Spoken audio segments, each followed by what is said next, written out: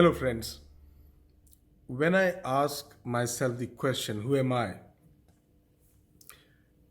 And I'm not asking this from a spiritual or an esoteric frame of mind.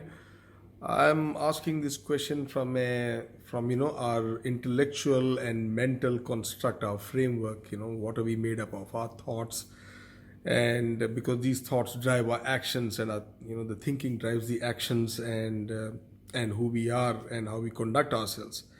So most of this, when you look at the origin of where all our thinking today, in the way it comes through, then if I think of modern urban Indians, then I see myself as a fusion of two civilizations, if not more.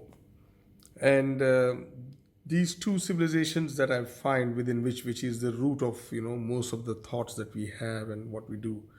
One of them is the modern civilization, and I'm calling it modern and not Western civilization, just because I want to avoid that them versus us kind of a scenario here.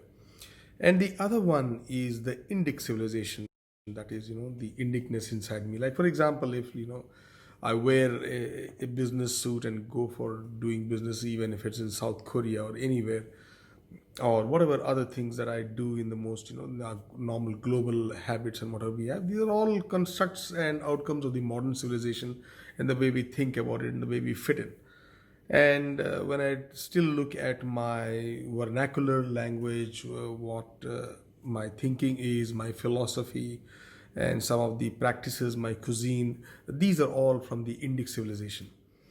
And so then it begs the question as to what part of this fusion are these two civilizations actually make up in me. And in that thought then leads me to look at the modern civilization and say, okay, what is this modern civilization? When did it start, and where are it? How did it start out? Obviously, I think those who are familiar with at least some rudimentary history will be aware that the modern civilization is kind of considered as having started from the Renaissance. The Renaissance was sometime in 1500 odd AD, so it started with that, and essentially from then on, it's roughly about 500 odd years now that we're still continuing. And Renaissance basically means revival. So, and it was, what was it reviving? It was reviving essentially the Roman civilization, the Roman culture, and so much, all of it.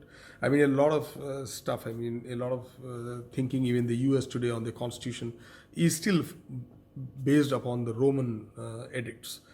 So, so this civilization currently took inspiration from the Roman civilization, which lasted what 100 years before Christ to 500-600 years after him, which is 500-600 years AD. So maybe about 700 odd years is what the Roman civilization lasted, and they in turn took the inspiration from the Greeks.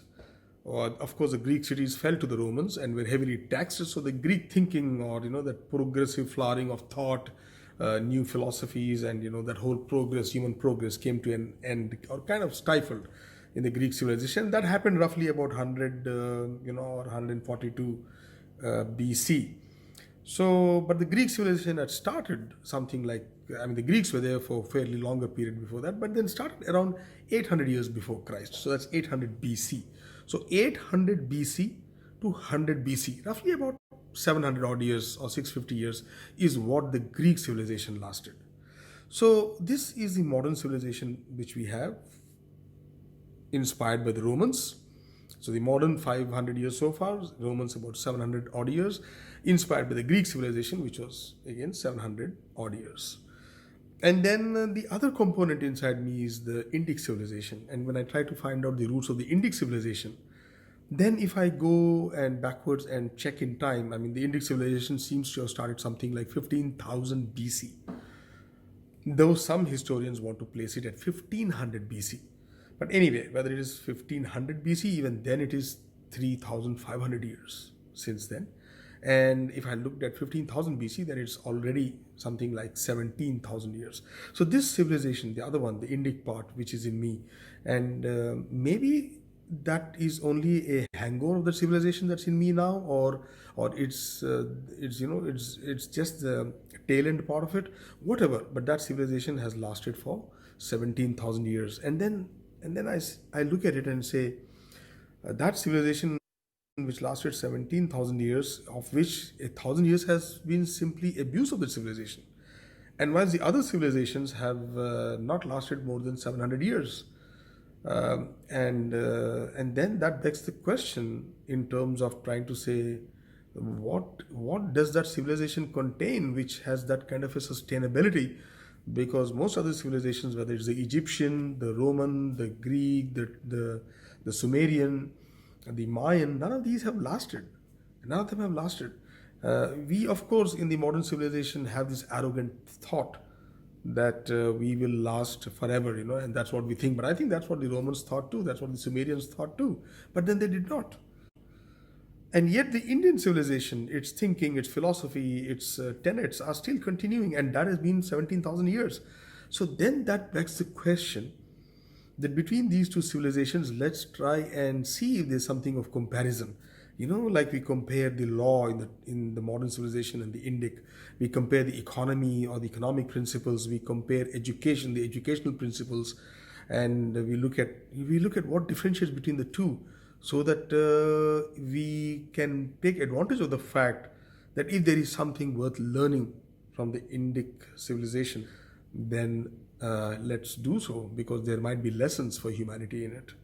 And again, by Indic, just for clarification, I refer to the civilization that flourished in the subcontinental regions of India and its surrounding areas.